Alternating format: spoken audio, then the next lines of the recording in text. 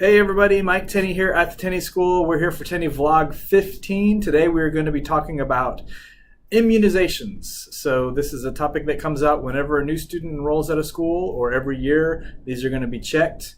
And today we'll kind of go into why schools are asking for this and what you need to have on your immunizations.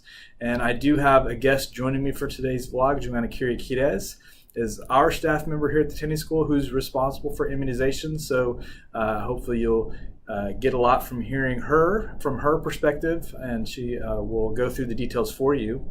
For those of you new to the vlog, the Tenney Vlog is a series of videos that we put together for topics of interest to parents and educators trying to help their kids attain the next level of success academically.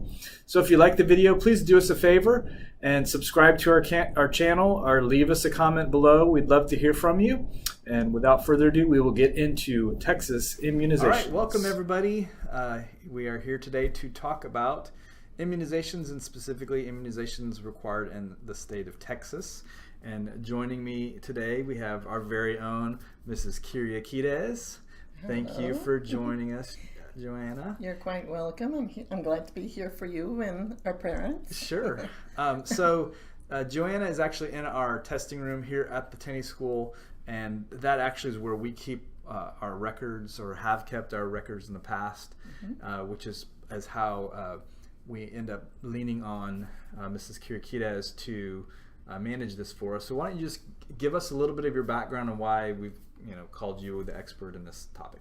Correct. I think that I'm qualified to do this simply because of a very, I guess, wonderful experience. I happened to be in a school for homeless students, and working with homeless students it requires a lot of paperwork, a lot of documentation, and of course with the movement going back and forth from one school to another, it is so important that these students have the proper immunizations. Immunizations are actually just that. They're there to prevent preventable diseases, and that's the importance of having immunizations. Okay. And so let's jump right in and talk about why. And I've always, when I first got into education, I thought it was a little strange that we were asking people for their shot records. Why is it that schools are interested in immunizations? Well, actually, it's the state of Texas, the state health services that requires it. What they're trying to do is to make sure that all the students, that all schools have a healthy environment. Okay. That there is a prevention of, like I said, preventable diseases. It is also to avoid any kind of epidemic for diseases that can be taken care of by the immunizations. Okay. And they actually will come to our school to check our immunizations as much as once a year, right? Yes, they do come to check our immunizations, and occasionally they want a detailed audit. Okay. Other than just a pick and choose, they want a detailed audit, and that's when they go through every student's record and they document what is missing. Okay. Yes, and we at Tenney have to follow the rules set forth by the state of Texas. So we need to have, we need to make sure that all the immunizations are updated. Okay, so just in summary, we are a Texas state school. Obviously, we'll get into specific immunizations here in a minute, but because of the law, we're required as a school to maintain these records on our students, and we get inspected by the government periodically to make sure that we are complying with the law and maintaining the records appropriately. So why don't we jump in now and talk about what immunizations should be completed for students in the state of Texas. Sure. We can go ahead and speak to that. However, let me go ahead and give you a little bit of a background. The required immunizations are really for two different groups. One are for students who are enrolling, and then of course for students who are currently at our school. Okay. The student who is enrolling must have all the immunizations required before attending school. Okay. If not properly immunized, then the student may not be accepted and does have a chance to go back to the pediatrician or to the family doctor to make sure that all of that is taken care of. The second group, the current students, they have to maintain their immunizations. It would be wise for parents to have their pediatrician review all the immunizations before school starts. That needs to be taken care of so that we don't have to worry about any missing immunizations. Okay. And also because there is, of course, a chance that if not properly immunized, then the student would have to be excluded from school for a while until that is taken care of. Okay. All right. So, yeah, I guess I jumped in the outline there, didn't I? Okay, that's okay. So we do have to maintain these records, and students may be asked to leave school if they don't have proper records or if they haven't been properly immunized. That is correct. Okay, so now we're down to what immunizations are required in the state of Texas, and I put a little bit of a summary up here on the slide there for us, which is a little bit shorthand. It's much more detailed if you look at the exact rules, but why don't you go ahead and go through what's required by the state of Texas? Okay, the state of Texas basically requires that students be immunized for 7 different with 7 different vaccines. The first one is diphtheria, tetanus, and pertussis. All the doses for these particular vaccines should have been started when the student started in kindergarten, when was enrolled in kindergarten. Basically, this has been an ongoing process since elementary. Okay. Polio. And I put DTaP on the slide, but there's several different variations of this vaccine that you could get. So DTaP's just the overall summary. Exactly. All these acronyms have the letters containing or referring to diphtheria, tetanus, and pertussis, so you can spot them pretty easily. Okay. Yes. The second one is polio. Again, polio is a process that was begun from kindergarten on up. And it does require 4 doses or 3 doses. There are specifics as to why one or the other. Those are details that can be summarized at a later time or in conference with a parent. Okay. The other one is measles, mumps, and rubella. Or MMR. Yes, MMR. And 2 doses are required. And that that begins way back in elementary when the student first starts. Okay. We have 2 types of hepatitis. One is hepatitis B and hepatitis A. Hepatitis B requires 3 doses, and that is also a process that was begun way back in elementary.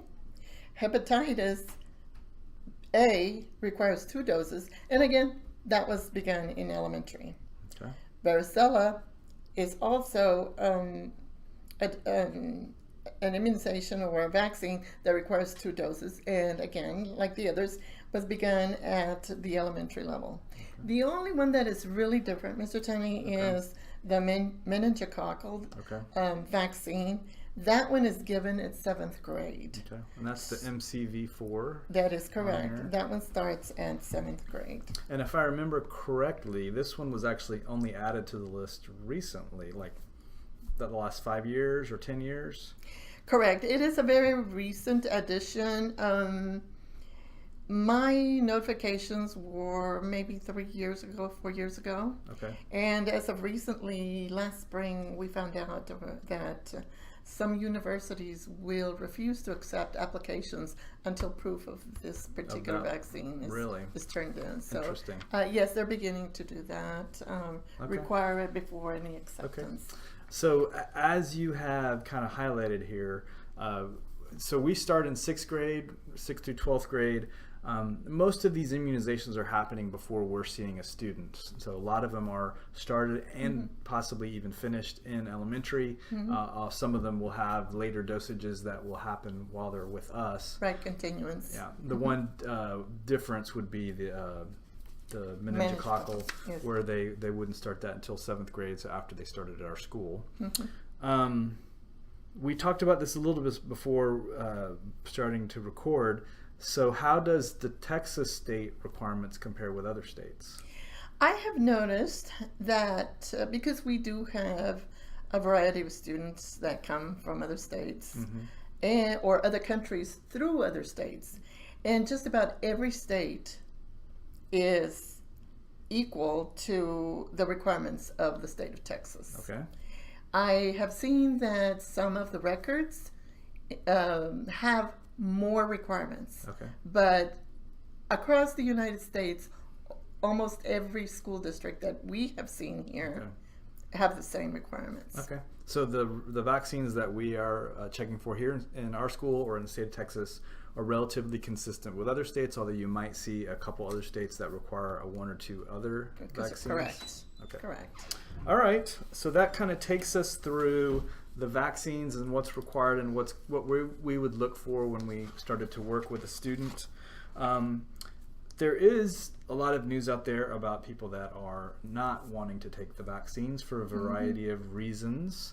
So what happens, what's the course of action for a family that decides they don't want to vaccinate their children? All right. Well, the course of action, there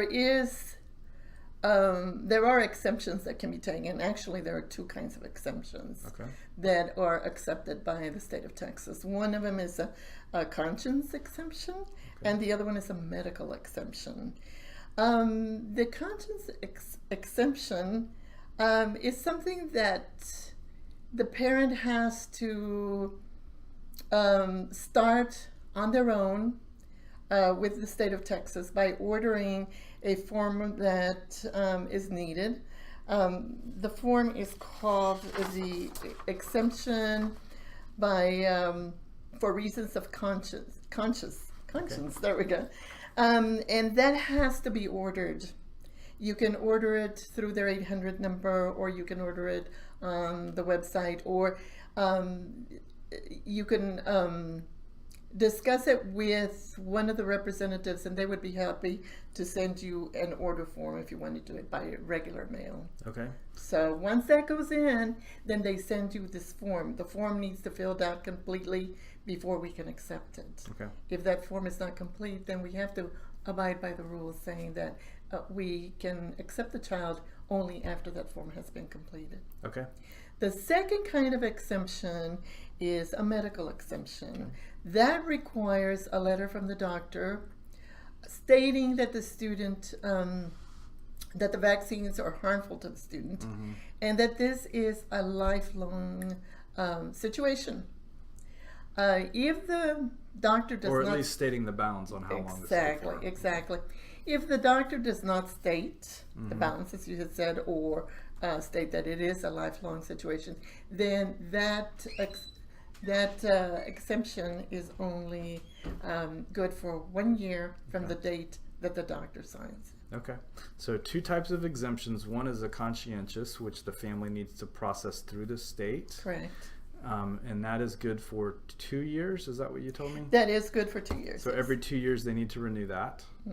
And then the second type of exemption would be a medical exemption for some kind of medical situation. And that can either be for a 1 year, or it could be unlimited if the doctor has specified that in the paperwork. I mean, a little personal story. Our son actually had he had a heart condition. So when he was young, we were advised not to get immunizations because it would put stress on his heart. Now, eventually that was repaired and we got all those immunizations, but that would have been an example of a short-term exemption where the doctor said you should not vaccinate this kid, and then eventually that went away and we got him vaccinated. That is correct. Okay, so anything else on exemptions that we should talk about or clarify? No, that's basically it. Exemptions are really out of our hands. They are really handled between either the state and the parent, or the doctor and the parent.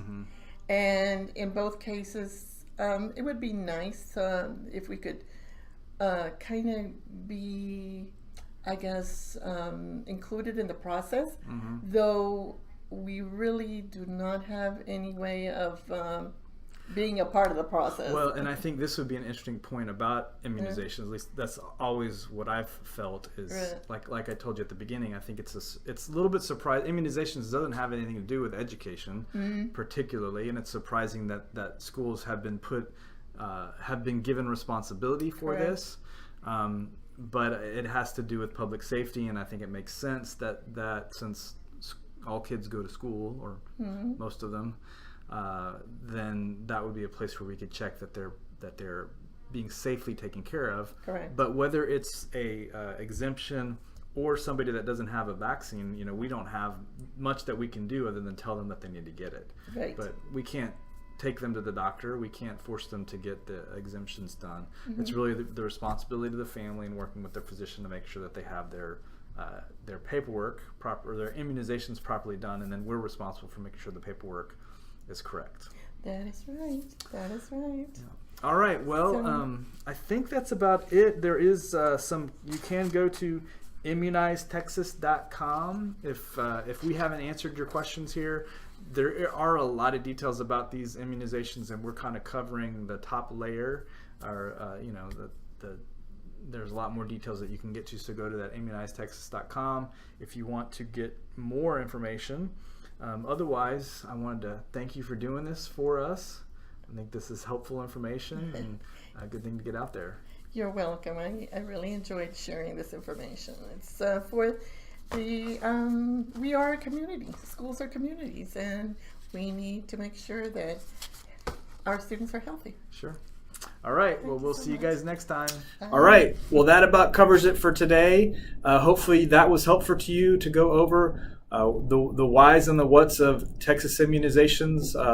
As we mentioned in the video, Texas is very similar to other states, but we do fall underneath the Texas state law, so that's what we've covered here in this video. So if you liked it, please do us a favor and leave us a comment. Let us know that you're here. Subscribe to our channel. We'd love to see you more regularly. All right. Have a good day.